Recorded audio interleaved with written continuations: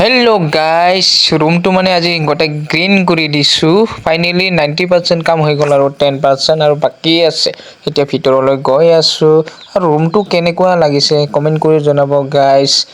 তাৰপিছত আৰু ভিতৰৰ ফালে ধুনীয়াকৈ গ্ৰীণ গোটেই গ্ৰীণ হ'ব আৰু ওপৰত যেতিয়া চিলিং লগাম ন তেতিয়া মজা লাগিব গাইজ আৰু ৰুমটো কেনেকুৱা লাগিছে কমেণ্ট কৰিব আৰু এইটো ফ্ৰিজৰ কানেকশ্যন